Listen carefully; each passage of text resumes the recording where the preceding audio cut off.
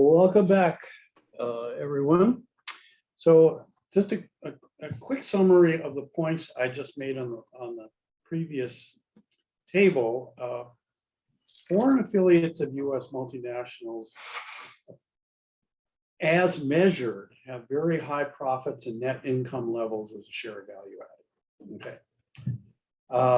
But the point is, much of this profit may be due to unmeasured values provided by parent firms, knowledge capital, and other forms of intangibles. So may not be a lot of profit in the economist sense of what we mean by profits, but just returns to unmeasured assets.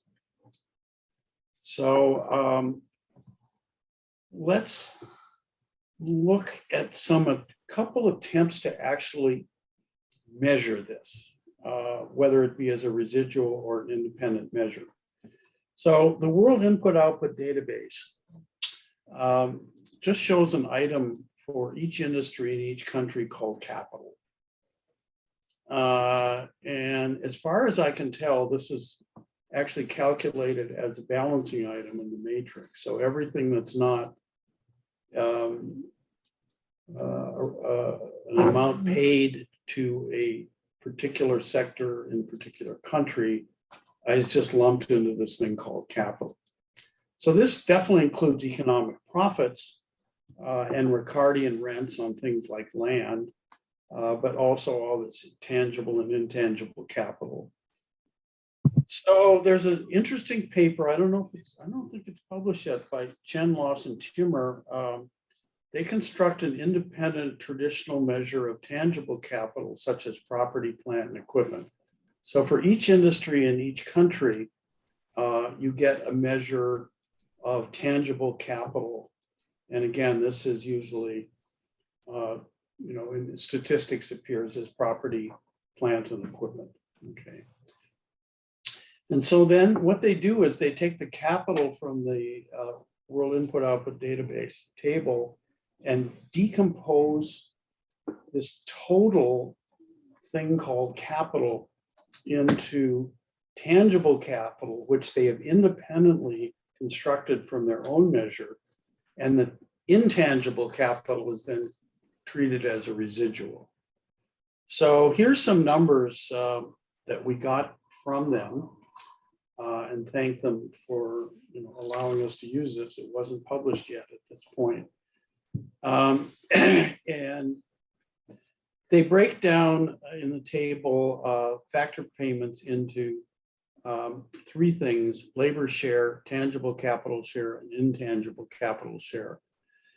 And the point is that about 60%, a little more than that, of total capital is this just one item reported in the input-output database. 60% of that they attribute to intangible capital, or to put it the other way around, when they construct an independent measure of capital, plant, property, and equipment, it's much smaller than that number in the input-output database, much smaller. Okay, so of the total, as you can see there, tangible capital share of total factor payments is 18% versus 37%, which they just label tangible capital. But again, this is a residual measure. Wait a minute, I just repeat that. I'm trying to see what number you're talking about. Oh, sorry. Okay, right here. Okay, so 37%, you already said 30.7%. I said of the total of this, so that's 49%. Okay. Of the total 49%, about 30% or 60% of the total 49% is intangible. Yeah. So the point is, if you actually measure tangible capital independently, it's only 40% of the number reported in the World Input-Output Matrix. And so the thing is, this intangible column, is this the component of capital shares, which is, what do you call it? Is this publicness or this jointness you're talking about? Is this the stuff that basically is a pure public good within the Well, a lot of it, I would argue a lot of it would be. So it's not part of the marginal cost of it's somehow there's a question about how we do the mission. It's not. And again, this is just measured as a residual. It's important here. We're going to look at it other ways, but right here, it's just a residual. It's just being labeled intangible capital.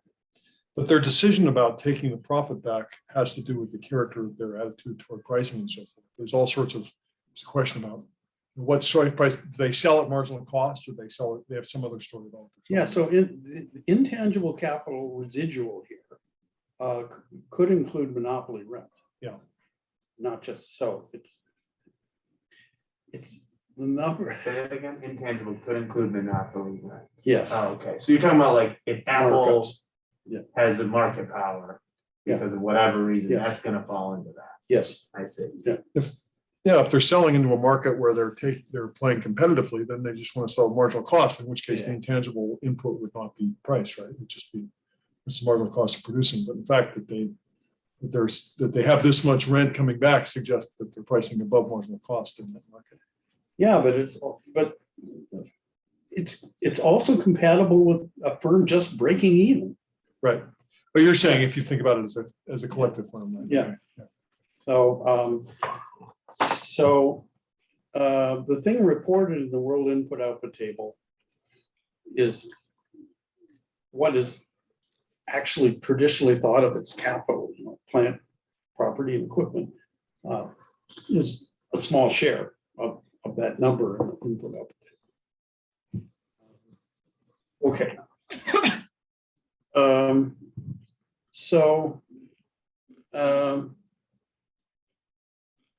In the bottom part of the table, in the second line of the upper part of the table, just note how that has changed over this 15-year period, 14 or 15 years.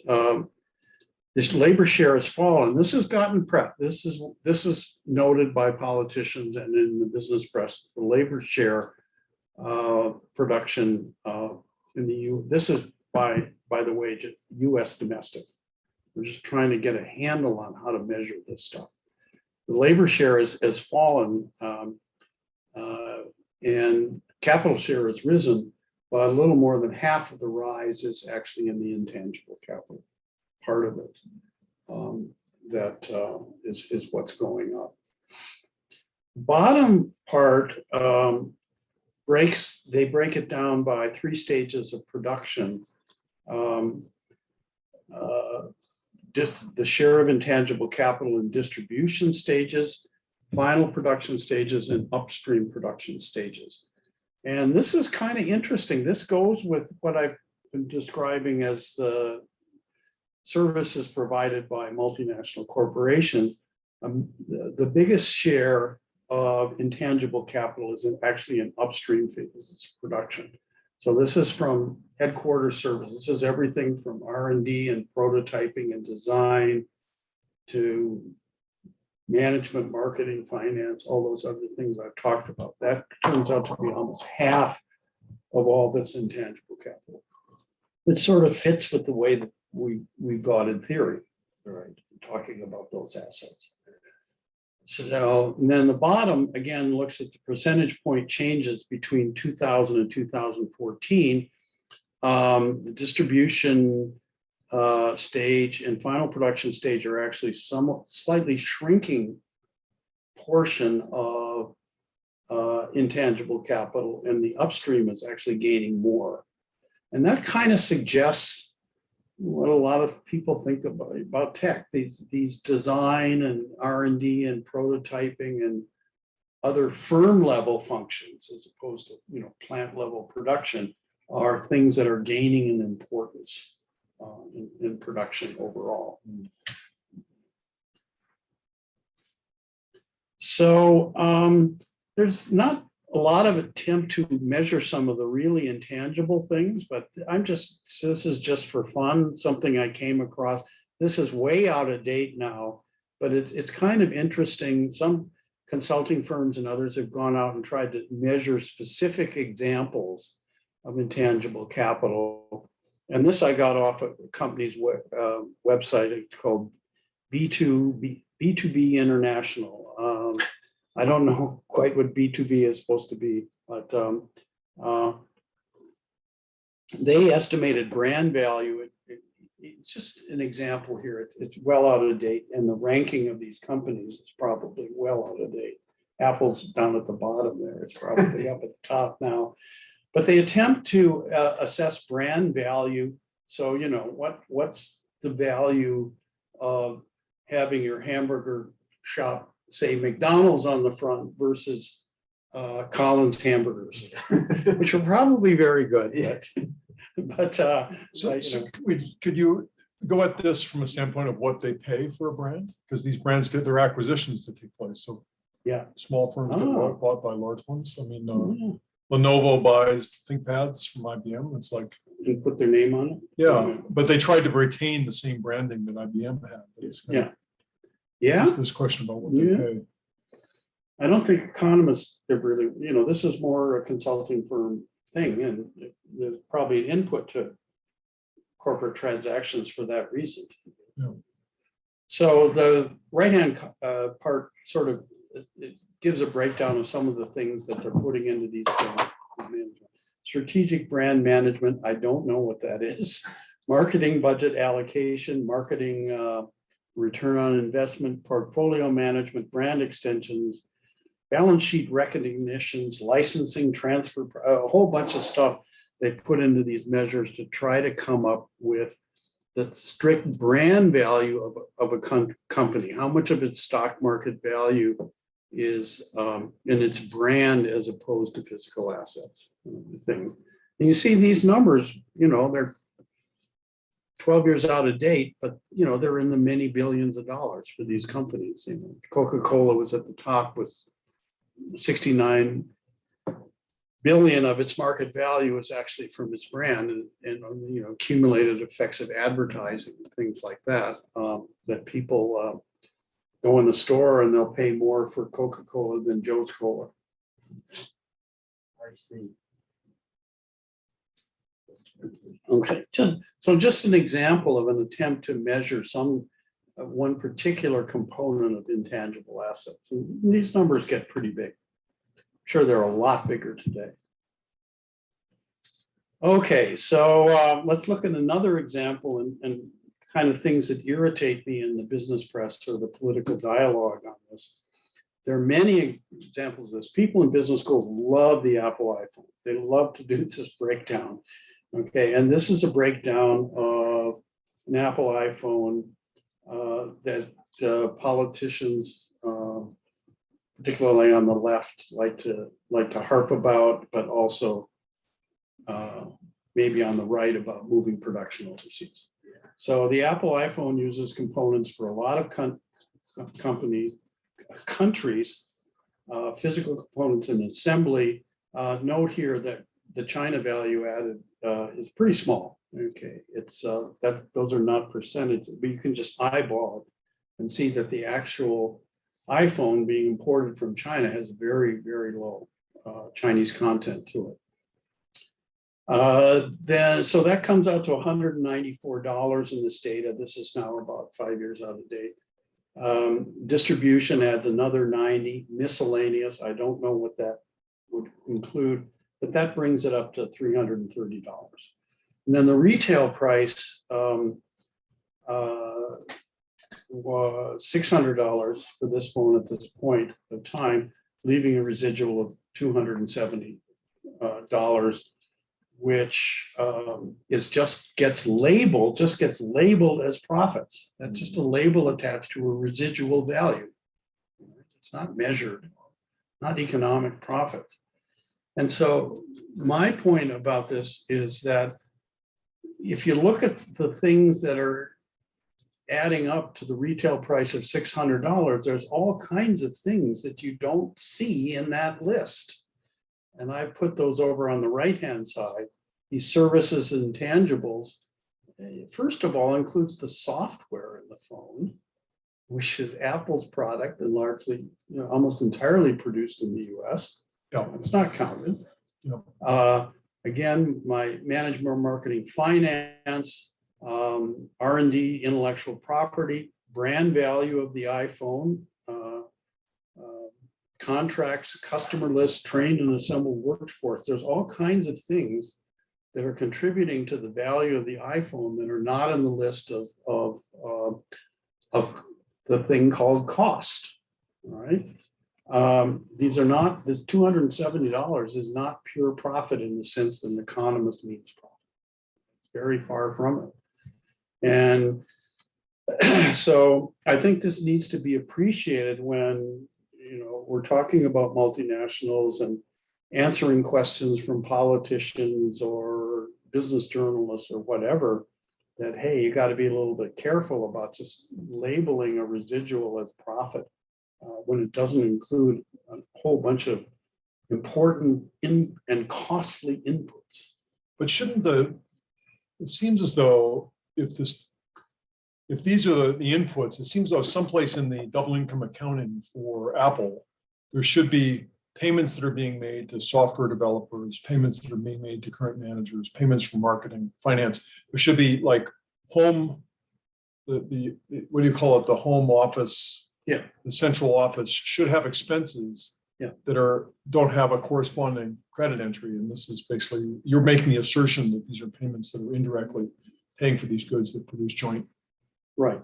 So certainly in Apple's books and a stock market analyst who specializes in Apple stock would see all those.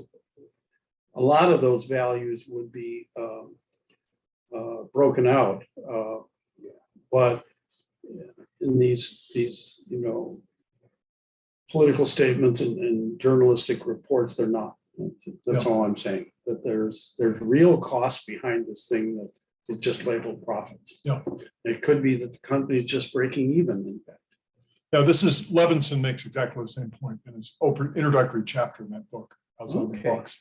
So it's exactly, he makes he used the same example, and his basic claim is that there are all these claims that this is these Apple making money hand over fist, but he says no, this is evidence of success of the knowledge economy. Yeah.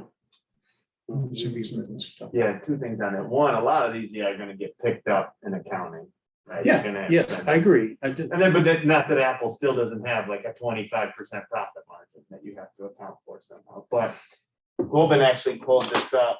I shared it with everyone. Oh, she shared it with the one today from 2020, or the list of the brand values, and Apple's at the top now. Oh, okay. Yeah, And so I know Amazon's it's number 2, and Microsoft. It's number 3, Right. Google, Samsung, Coca-Cola. Has AMD moved up?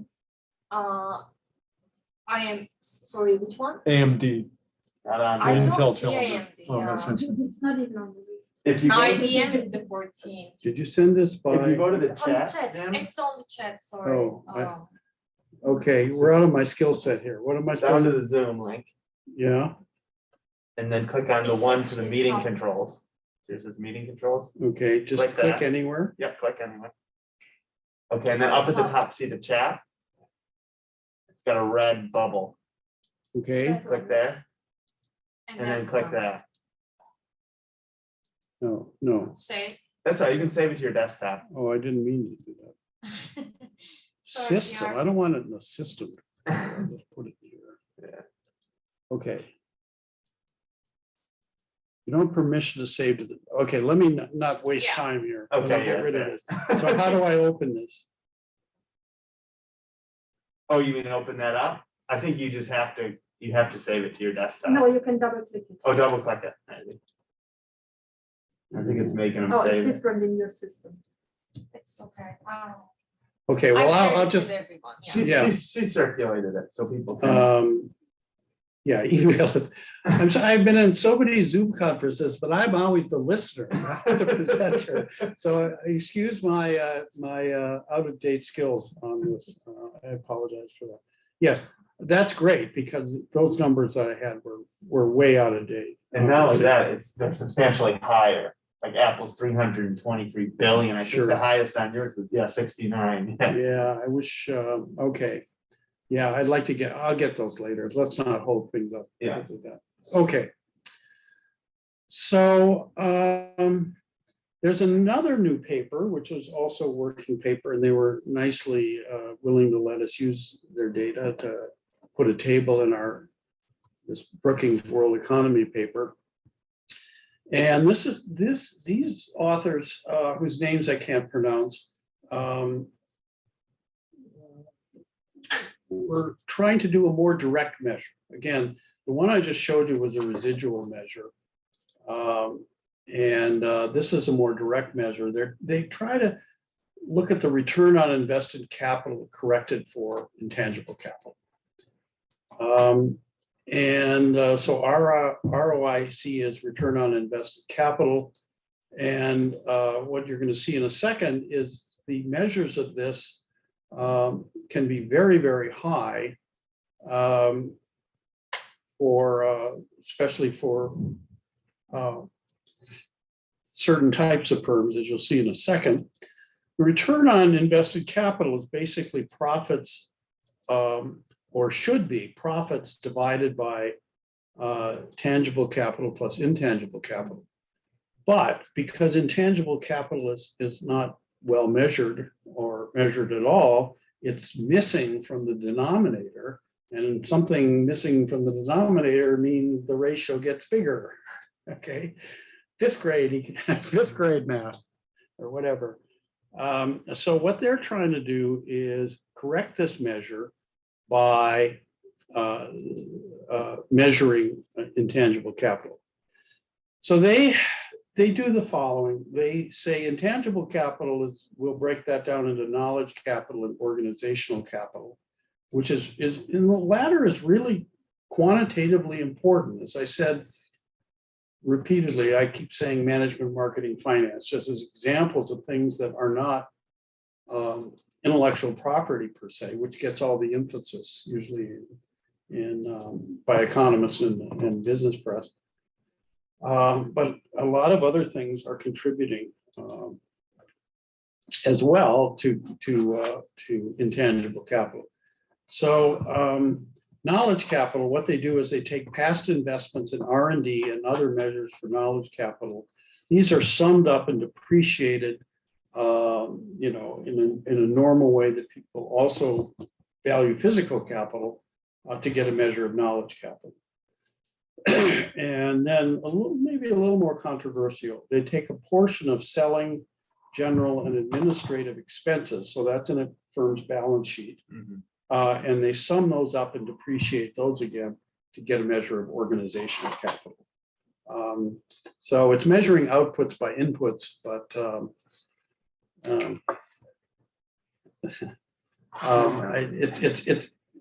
it's a great attempt to get at something that's really underappreciated. So here's a table that's from their paper, and overall, so they break firms down according to profitability into the lowest 25th percentile, median 75th, and 95th percentile.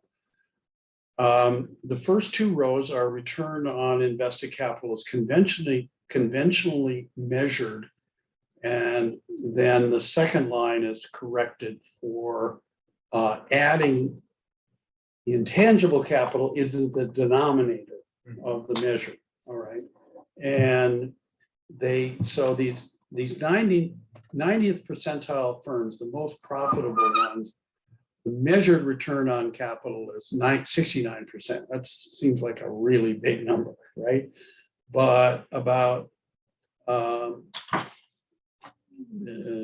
very considerable proportion of that goes away when they add in this intangible measure to the denominator. It goes way down to 40%.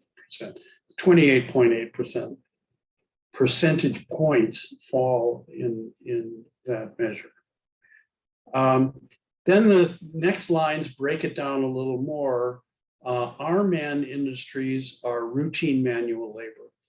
Okay, it uses a lot of routine manual labor versus high versus low R man industries. And the big correction factor comes when you look at low RMAN industries, routine manual labor. So industries that use smaller proportions of routine manual labor are the ones that get the big correction factor by putting in intangible capital. So that sounds plausible. Then the last four lines of the table look at high and low ICAP industries. So those are ones with big or low intangible capital measures for them. And here, not surprisingly at all, the industries that get the big correction factor by adding in intangible capital are the high intangible capital industries. That sounds like that almost has to be true. But it's still good to see the numbers. There's a 40% fall in the measured profitability of these companies. So the idea here is, again, that a lot of this stuff that's just simply called profits isn't what it appears to be. It's because you're mismeasuring something, and that mismeasuring is in the form of underestimating the denominator of the return to capital measure. Okay. And so that these things are really, really quite important, especially for the most successful firms. Okay. Which also tend to be the multinational firms. Okay. These aren't multinational firms explicitly, but this is just kind of a hint at how we might be able to get at these intangible asset flows, which I and a lot of other people think are of major importance. So we're almost at the end here. So these intangible, are any of these are these all intentional, or are there spillovers? Does this theory have to account for the fact that intangible capital is inherently sometimes difficult to protect, right? So my decision to open an affiliate in China measures profitability, taking into account the fact I'm going to lose these trade secrets, that someone eventually will walk off with it. I mean, is the pricing of this stuff, the reason that they have high returns is because they anticipate that they're going to end up, their current employees will become their future competitors in very short order.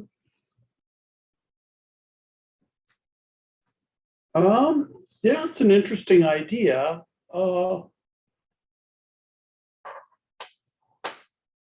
Yeah, I think that's probably there, but again, from earlier stuff that I showed, just keep in mind that intangible capital is much more than just intellectual property. Right.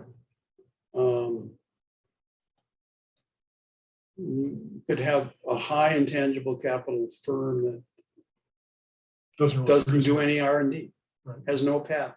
Right. Okay.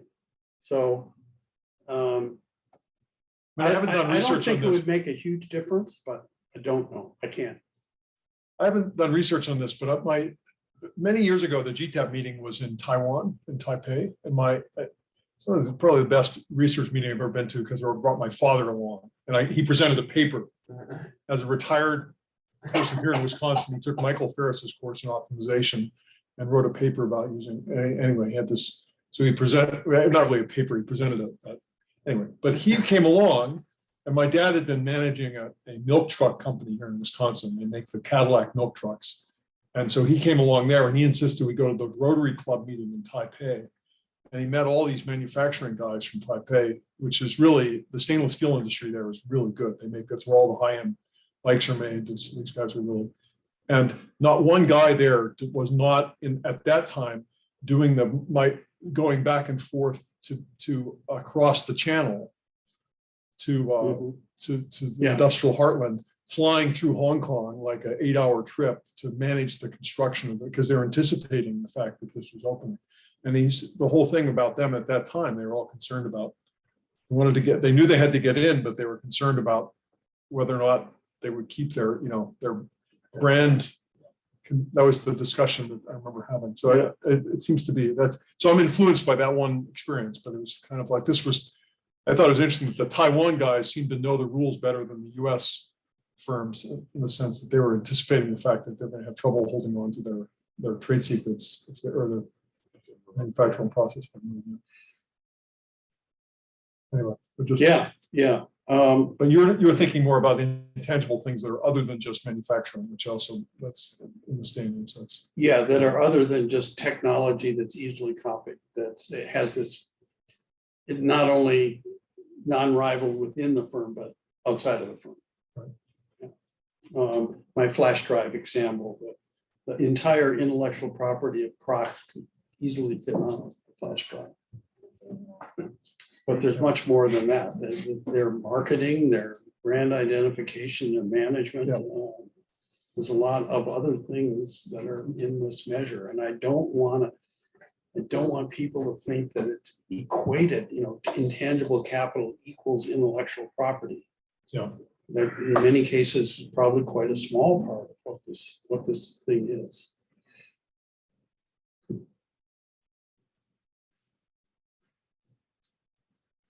Okay, so this is just a sort of looking at it as a graph. These are return on invested capital as conventionally measured for low ICAP and high cap industries. Again, it breaks it down into the most successful firms, the middle and the lower success firms. And you see that for the highest firms, the high ICAP industries, the measured return on invested capital can be 100%. Really, really big numbers. So the next page actually starts in 1990. So just from this vertical red line to the right is what the next graph shows. And this then is the findings when you change the denominator by adding in the measure of intangible capital.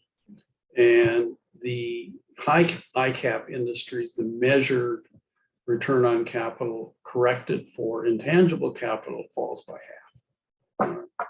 So a lot of this high profitability is misleading. It's just you're not bothering to measure stuff that's difficult to measure. Okay, and they've made a nice start on this.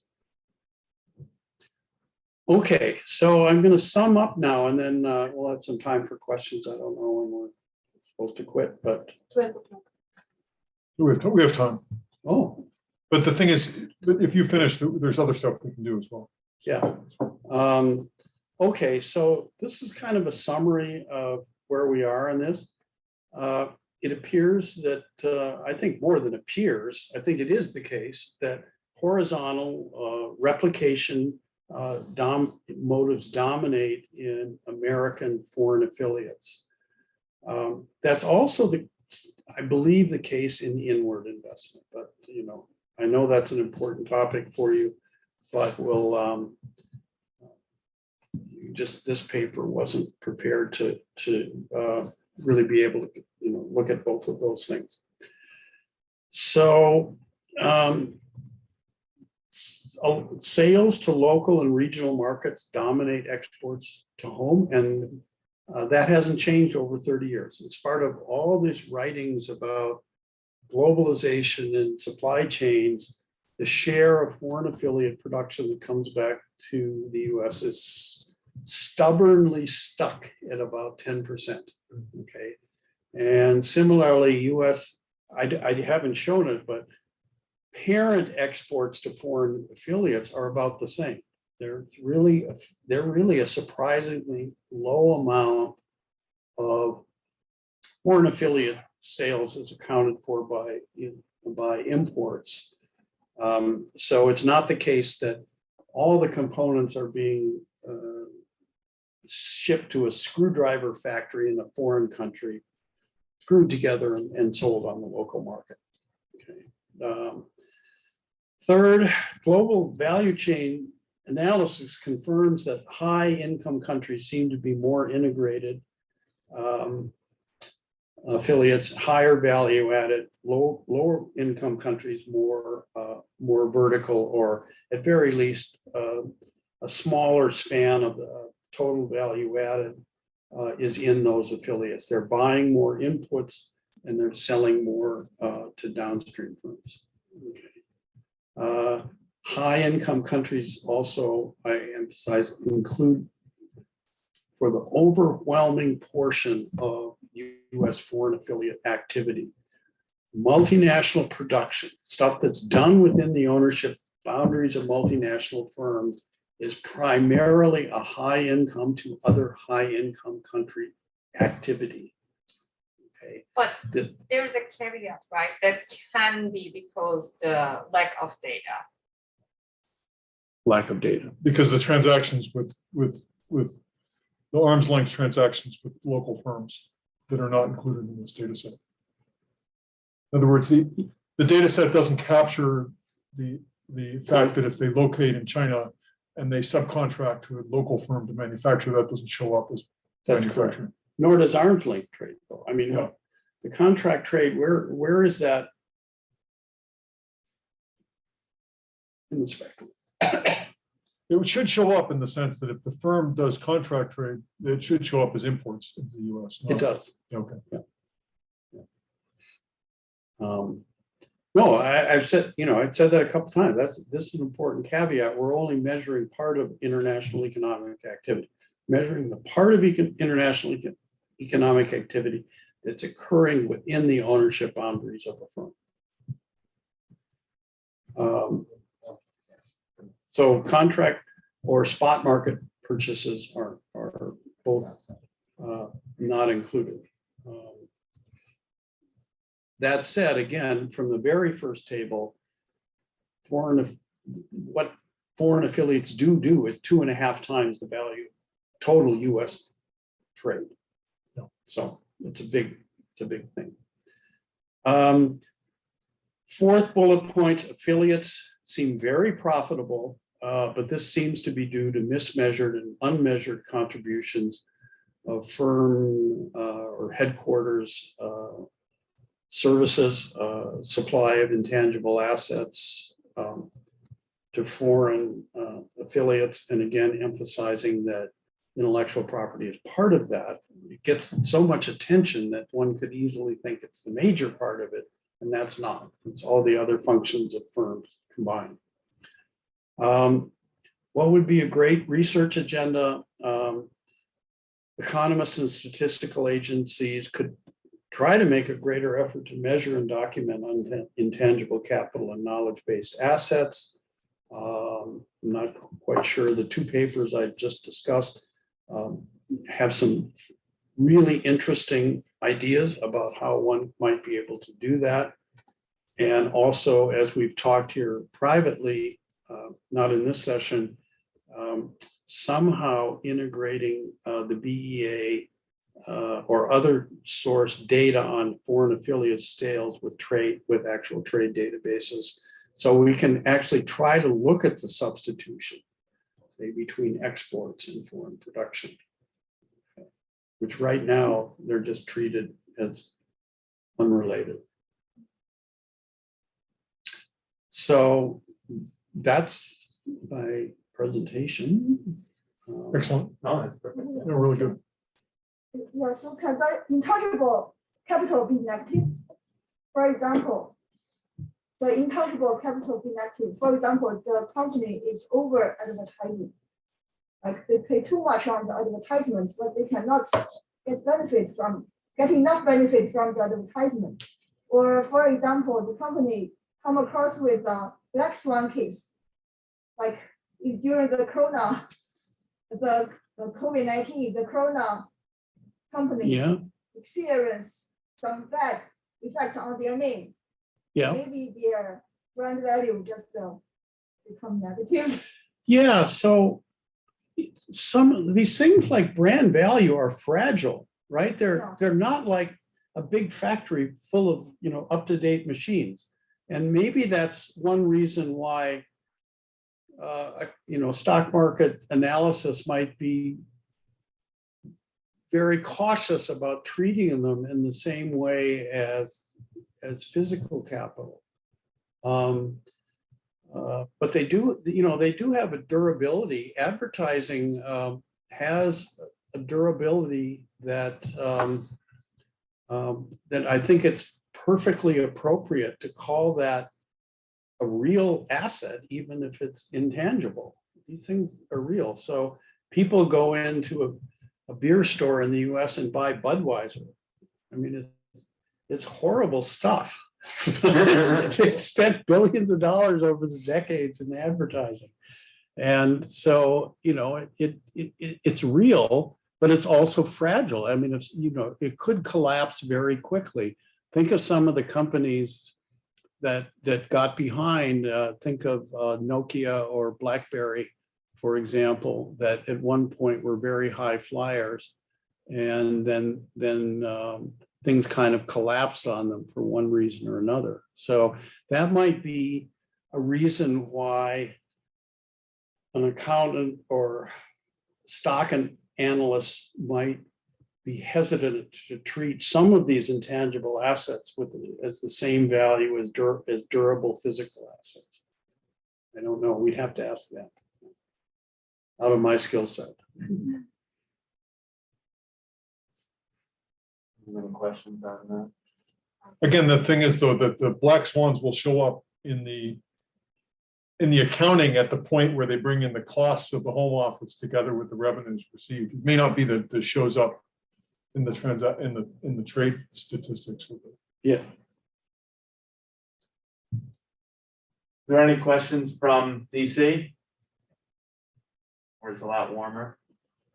Well, I don't know. 0 here. It looks to me, and just in terms of advice to give to commerce about how to deal with this stuff, and it looks to me as though getting basically machine-friendly control over these statistics is really helpful, would be helpful. And it looks as though if it's the international input output databases, WIOD is the basic tool. I have worked with WIOD. I just published a paper about embodied carbon. So I could show you the tools for reading the WIOD database. Yeah, that'd be great. Yeah. And that would be, you could do That'd be these helpful, too. these embodied value added calculations are possible to do. It might be useful to think about other types of measures that they could, even if it's not a structural model for looking at policy, it's something for these calculations of these embodied flows would be interesting. And using your paper and the papers that you cited as models to think about, I guess my first thing is rather than think up something new, the best thing to do is take an existing database and see if you can reproduce what someone else has done, right? So if you can basically get a handle on some of these direct and indirect effects in a way that you could replicate what was done in these calculations, that'd be helpful in how to do. I'm just thinking about it from the standpoint of the analysts at Treasury or at Commerce. What do they want to have control over? The first thing is, can you reproduce what someone else is going to calculate? Yeah, it's what these guys did. I'm not even going to try to pronounce it. The second one looks vaguely Turkish. Yeah. So It's They're like very good quant. Plus, Vogels looks. Asla is her name. She's at the World Bank. actually, no, I'd probably do that one, but there was a lot of work because they had to, construct these measures. So replicating that would be a fair bit of work. I mean, it's not, it's pretty impressive actually what they did in this paper.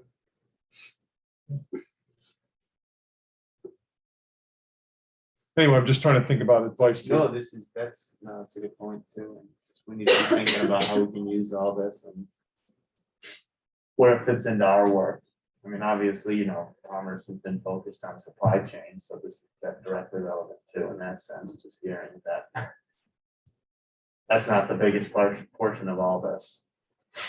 Right, these horizontal multinationals are not really supply chain focused. They're not, I don't see how they're going to really show up. I mean, I'd like to ask one of, I know these guys real well, Entros, Chor, Folly, and so forth. I like to say, okay, where are Kentucky Fried Chicken outlets in China showing up in supply chain analysis? And I don't think it's there at all. Yeah. I mean, there may not be very many inputs and there's no stuff getting shipped back. They're strictly using the Whatever. name identification and perhaps the store management protocol, right? It's been developed. But actually fries do show up in the supply chain disruption. So apparently a lot of McDonald's abroad are getting their potatoes from the US. And that is like in Japan, I think they stopped selling fries for a while They because did. they couldn't get shipments Yeah. from the US. Like it's Idaho potatoes are being shipped like to all over the world for McDonald's, and I think they couldn't get it for a while. Yeah, But but that, other than that, it's just licenses. I guess they just license it, right? Like they didn't do in this country as well. If you want to open a McDonald's, you get a license for it and get training and buy the equipment. Yeah, and you're good to so- go. some of these things from like in services, fast food restaurants, hotels.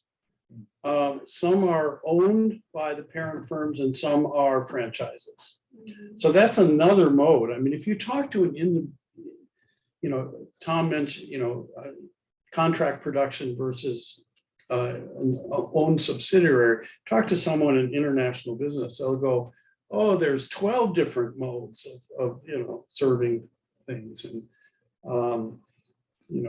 wholly owned subsidiaries, minority ownership, franchising, contracting, arm's length purchases. So, These all interact with the nature of the legal system and what protection they have under what. I mean, the decision on Yes. which one to go is going to be probably very location specific. I think that's right. And we don't have, to the best of my knowledge, we don't have good databases on things like franchising. I mean, for an individual company, so if you take Marriott, which has now bought all these other, so it's probably the biggest hotel chain in the world, because all these other brands are now Marriott. How many hotels outside the United States are owned versus franchised, licensed, the name licensed to some other firm? When they do license, they inspect them very carefully. I mean, that's, I remember 10 years ago that in France, McDonald's did this, very careful inspection of all the franchised McDonald's outlets in China, in France, and like shut down a third of them. So there's still a lot of monitoring. This is very, these quite far away from just spot market activities. Even under franchising and licensing, parent firms invest a lot in monitoring and quality control. So the things Colin is responsible for is identifying national secrets, and there's just other sort of aspects here to this that, that are not just about the financial consequences. There's Yeah. also this. Well, IP is a big thing, obviously, and trade secrets. Yeah, it is. So US inward investment into the US. This is something that we were not able to check in this paper, but there is a lot of evidence in the international business literature that a lot of foreign acquisitions of US firms is specifically to capture that intangible capital. Yeah.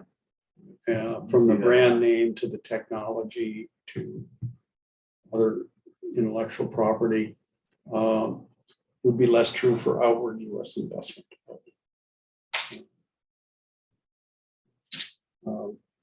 And that's particularly true for Asian acquisitions in the US. Mhm. Europeans are more inclined to have greenfield production. So, BMW sets up its own factory. Rather than expands in the US by acquisition. Good. Excellent. So on the schedule, we have, We have 20 minutes if we want to do We something want- else.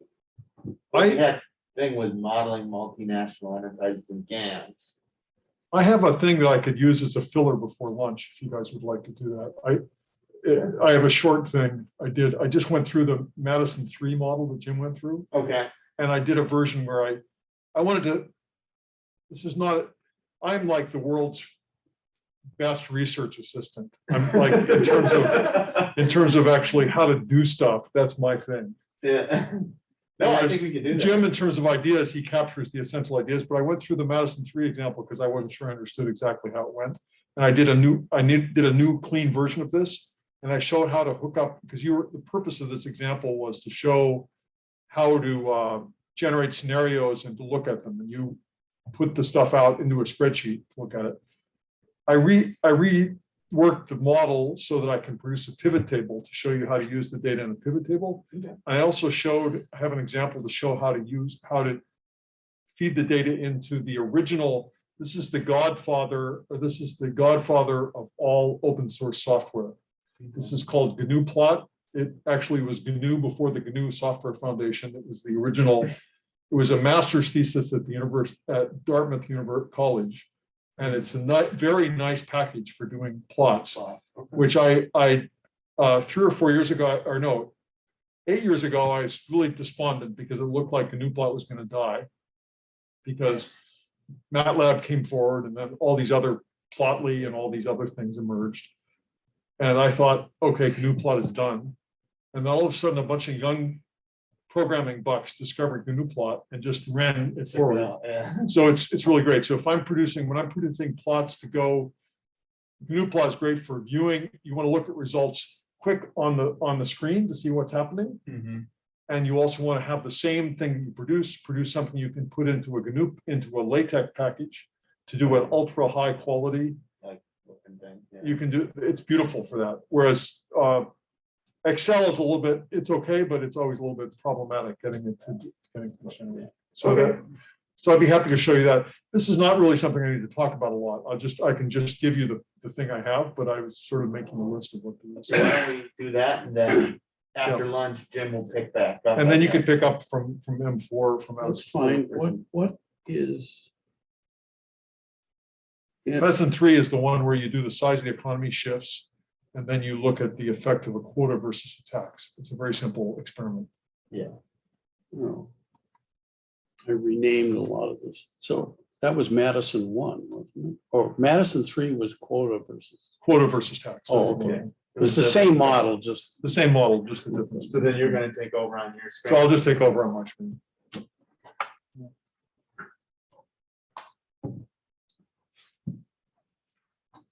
So that's what we'll do, and then in the afternoon, we can do some, I guess, games of multinationals. Is that? Yeah, so we'll do, I think, the multinationals. The thing that Jim's talk today was largely descriptive, and his research, I think that the structural models you have are really quite cool, because you actually have models that have a direct dialogue with the data and the issues, right? So it's really, it's how do we Well, think about? Yeah. No, this was very good. I mean, I'm getting good feedback too from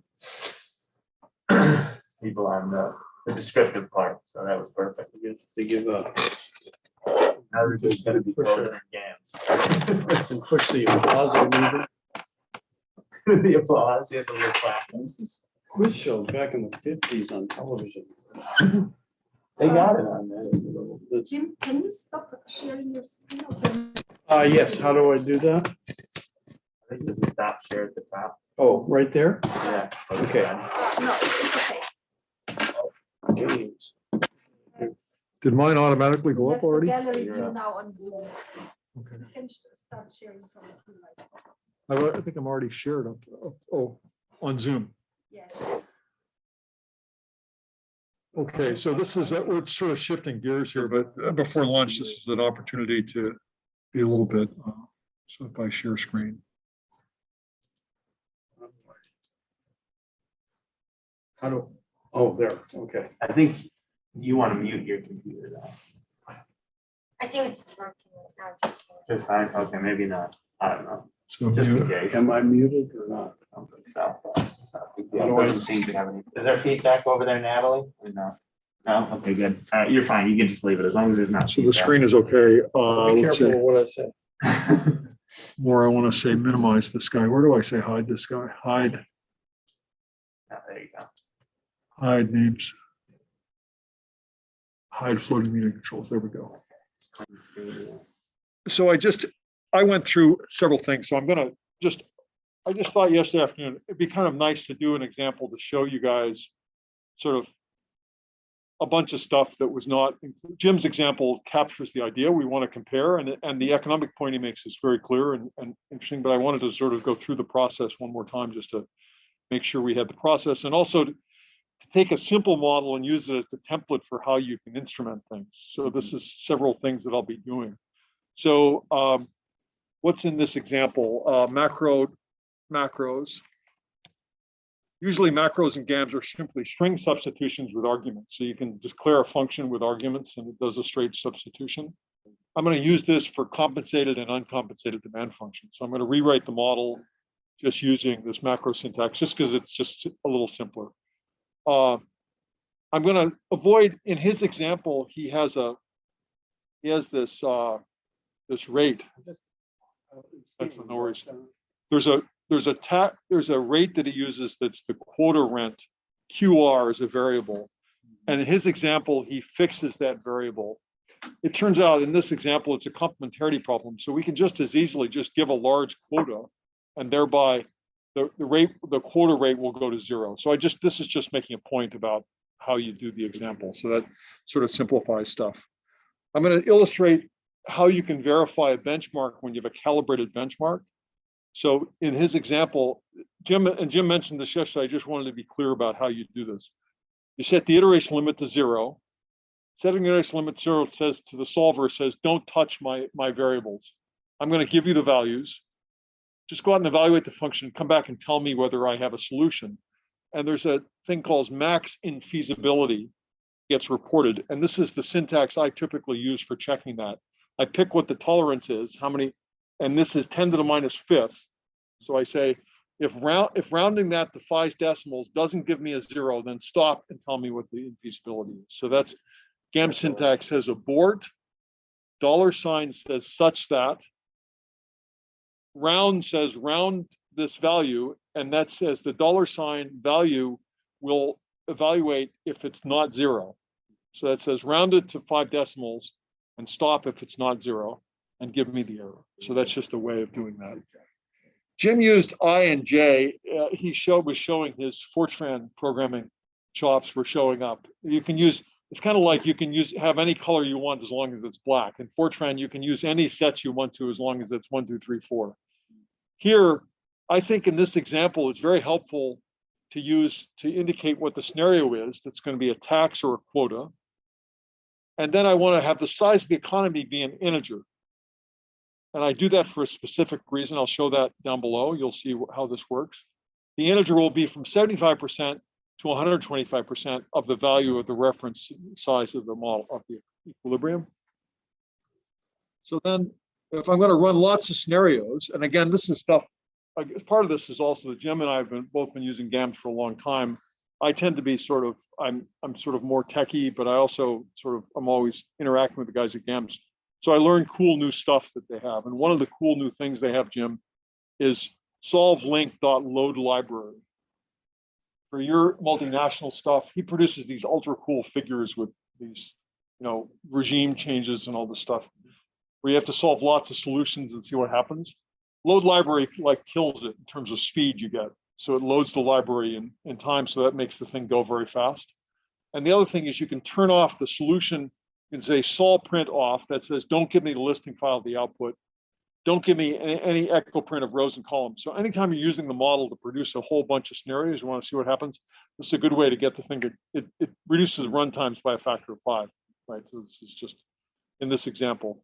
And again, I'm providing you with lots of comments. This is not intended, I haven't categorized them by importance. This one maybe is down in importance, but just for this example. Then finally, I think I like to store output in the machine in a pivot table friendly example. Pivot data of item. So the items I want to store by size of the economy and by scenario. So I'm going to basically, everything I want to report, I'm going to put into this parameter. And I'll show you now, if I have 10 minutes, I'll show you how to grab the data from the thing in Excel and to whip it into a format that you can look at. So then my loop over the equations, I do first one loop over the tax scenario and then a second loop over the other scenario. So I separate them out rather than having one loop over the scenarios. I do first a loop over taxes. And in that guy, I'm going to set L bar, and this is where I do the trick. If I have the set that's a loop over the numeric value as integers, the new GAMS, this again is a new GAMS feature, you can say .val, that gives me the value of that set element. Even though the set is an integer, you can't put the set element into a calculation, but now with .val, it'll convert the thing into an integer. And so this then sets L bar in the reference case is 100, and this will just, if I divide this by 100, I go from 75 to 125. That gives me that value. I solve the model, and here I harvest the values out from the solution. And this is the technique that, in terms of becoming conversant at using someone else's model in GAMS, this is sort of the minimal level of GAMS programming you need to know, is how do I set up to grab solution values back? Because typically in GAMS, you have a lot of work goes into what's the logic of the model, but then once it's running, you may want to collect additional data. So here I'm saying, I want to know what is the tax rate, and that's going to be fixed in the case of the tax case. Remember, TR is fixed here. So whereas the other one, I know EV net and EV gross. And the thing I didn't understand yesterday when Jim presented it is like, we're going to change the size of the economy. When we change the size of the economy, of course, welfare will go up by the size, but I'm kind of curious also about what the net effect is. If I view the output per capita, is that increasing the size? I want to know what happens relative to the size. So that's going to be another metric. So we can basically display net equivalent variation and gross equivalent variation. Notice here I use W, which is going to be a macro so that we'll show you the program. Once I then get the data, I have the data. So one thing we didn't talk about yesterday, we talked about controlling the number of decimals we get with the display statement, but you can also, you have finer control over the number of labels on the row and the number of labels on the column. The pivot data has 3 labels. I'm going to put 1 label on the row and 1 label on the column. And that then puts the index, the first index then gets onto the page. There's the column, there's the row, and there's the column. You get the data, and that's the way the display statement looks, right? So that gives you some control. You can run M3 directly and go directly into Excel. I'll show you how to do that. But then I also wrote a little program called M3 plot that will drive this to produce output in GNU plot. And again, this is just if you do a search for GNU plot download,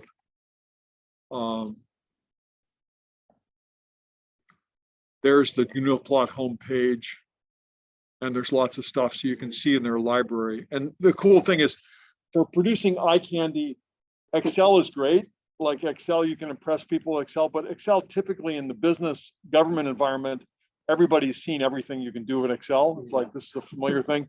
The cool thing with GNU plot is you can produce figures that nobody's seen before, right? So, and I like GNU plot because it gives you, the sky's the limit in terms of what you do. There's very cool stuff you can generate. Let me show you I'll just bypass for a second. I'll show you, I'm working on this logit model. I'll just show you for version 4, look at domain viz, look at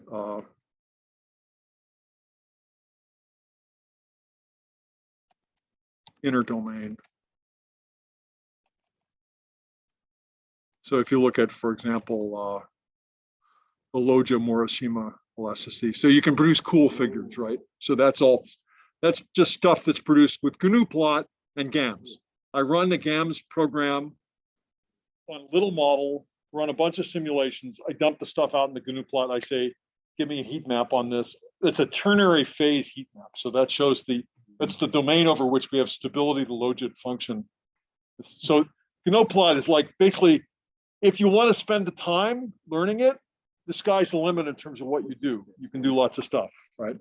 But also GNU plot is pretty good for doing simple stuff. So this guy, if you extract the data from the listing file, so if I go to list, m3.list, if I go to m3.list, I go back, I have the data coming out. I sometimes will say, well, I want to look at that. If I want to produce a plot file, I go to m3.plot. This is just, I have to grab the data from there and stick it into this other format. Wait a minute. Anyway, so you can look it into a format that you can put it in something you plot. So just to get back to the Excel version though, if I look at m3.gms, so here, let me first go through the model. It's exactly the model Jim did, except that I've dropped a bunch of variables. So now I just have the price of labor, capital, X and Y. I've got income. I have the tariff equivalent of the quota on a gross basis. I've got X and Y.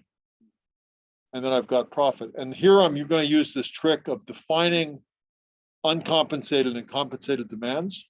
Uncompensated demand is simply fixed value shares, right?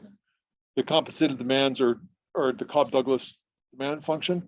But the beauty of this is that if I change my functional form, I go to CES or whatever, none of the model changes. That just changes the function, the compensated and uncompensated demands. And so now I'm using zero profit. Again, that's the same, except rather than using the cost function, I simply use this, I sum up the value of the inputs. I have the market clearance conditions. I have income balance. And then I have the quota has to be greater than or equal to X. And again, we don't have to fix QR, we don't have to fix to zero. If we give a big number here of X quota, then the QR is going to fall to zero, right? So we don't have to worry about that. So I set a high quota that will set QR will be equal to zero. I then say, okay, set the iteration limit to zero, solve that guy, verify. So pull the plug if it doesn't reach. This is always a good policy. Always, because you dump the data out, say solve the model, you double check that you've got a calibrated equilibrium. And then we're going to define our scenarios and our size. And again, I'm following Jim's example. I say apply a 25% tax for the reference model. And then I save, after doing this, I save the money metric welfare. At that point, I'm no longer at the calibrated equilibrium. He's calibrated this model with no tariff. So now I apply a 25% tariff. I resolve the model. Recall that if you set the iteration limit to zero up above, I have to reset it to a big number. And then I solve this guy and I save. I say, well, what's the reference X value and what's the reference W at that point? And now I'm going to go off, and both of those equilibria can be supported with either with a tariff or a primal or a dual instrument. So I could set QR to what the value of X is. So basically, X value. I have a question here. If the chat has two in there. Okay.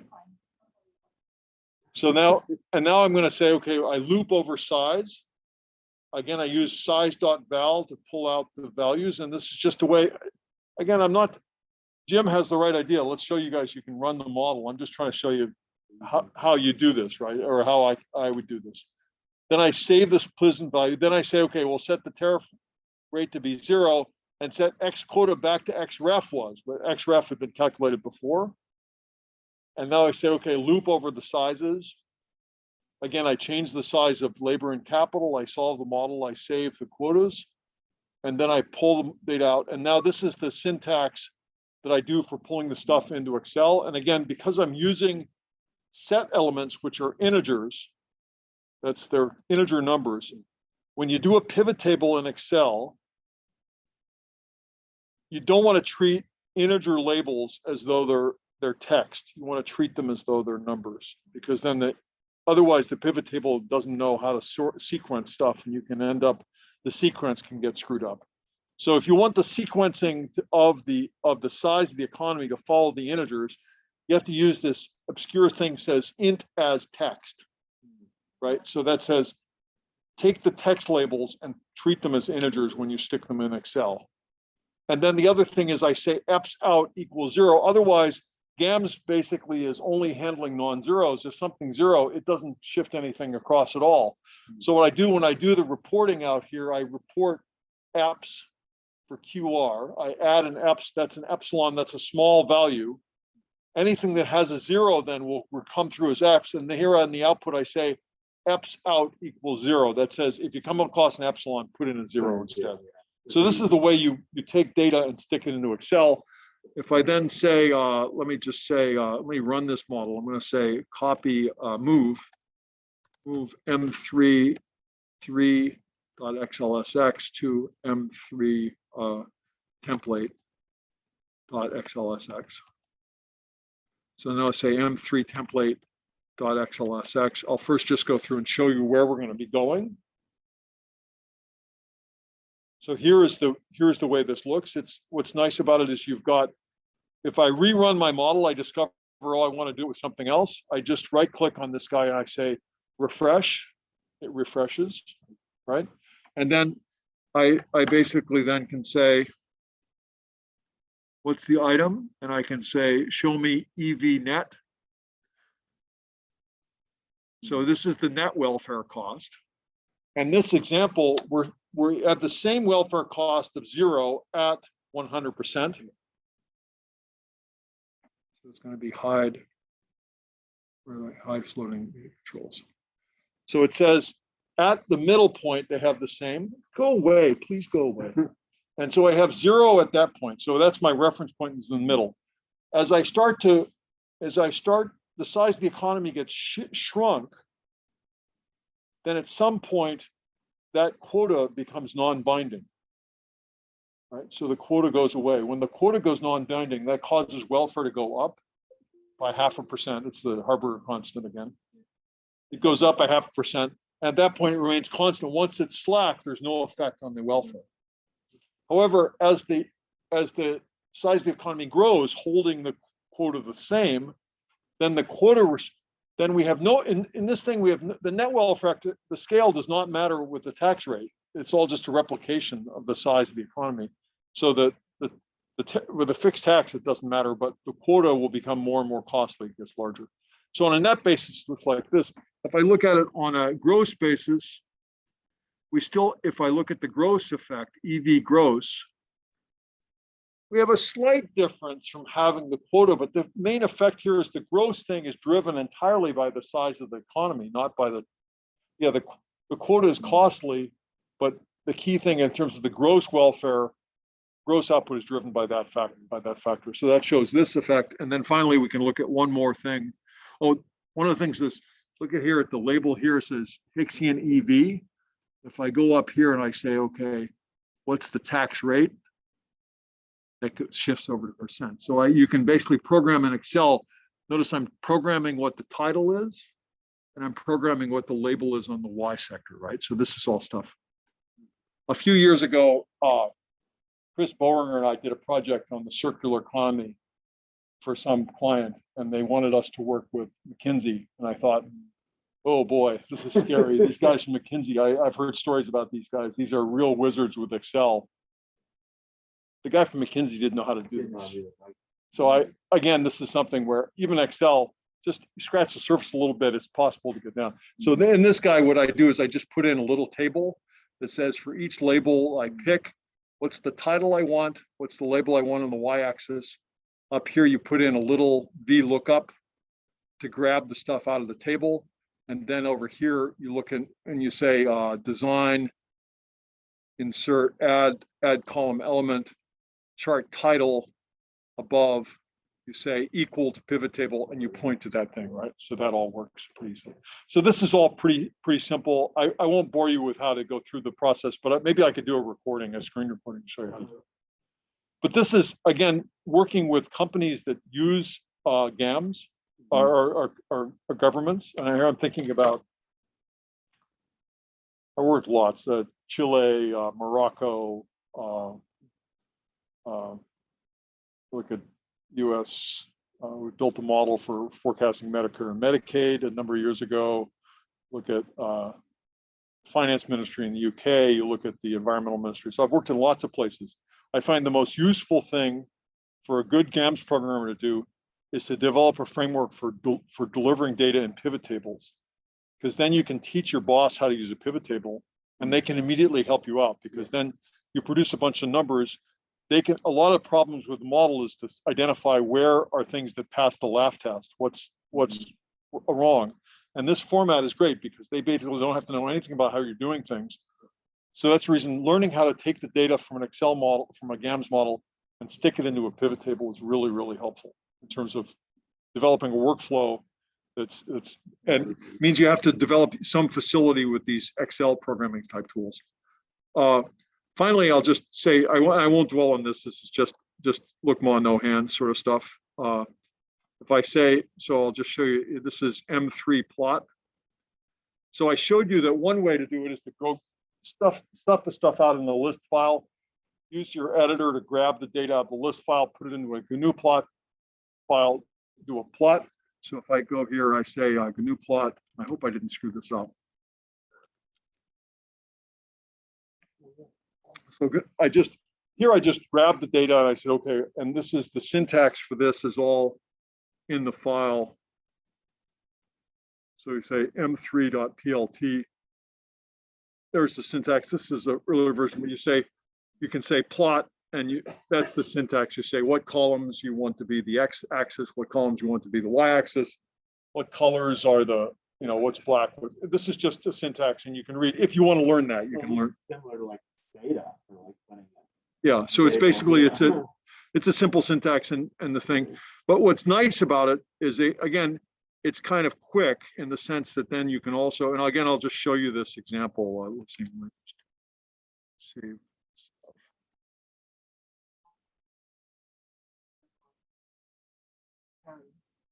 Yeah, what I'm just showing you is that you can do this stuff. So that's this guy. So this guy, you can show them all at the size, or you can say that shows this stuff. But the other cool stuff you can do here is you can say GAMS M3 plot. That runs all the stuff. And what's cool about it is this thing will automatically dump all the stuff out, and it'll load it into, and it'll generate PNG files, and it'll generate PDF files. So basically you can generate PNG, you can put it to the screen and copy it by hand. You can go into Excel and move the stuff over there. So all this visualization, the whole thing with GAMS is, GAMS doesn't have these tools built in, but Alex, that was a conscious decision. Alex says, I don't want to compete with tools to do visualization, whatever visualization you want to use, but you have to know the GAMS script to how to get the data into the format you want to work on. I really like GNU plot because I can plot it quickly to the screen and look at stuff. But I don't have to do anything. No more work is required to produce the version that we submit. This is basically, I can choose a format and I can generate it in a format that goes right into the resulting paper. So it's really powerful in terms of how this works. So that was just a last, this is more just mundane stuff, but just to say this is where you want to go when you get on Excel with GAMS. You want to learn how to produce stuff that people who are not, it's a bad idea to turn somebody loose and say, well, just download GAMS. Here's my file, run it. It's much better to engage someone by saying, here, I'll give you a pivot table that shows you the results and you can look at it in Excel. Yeah.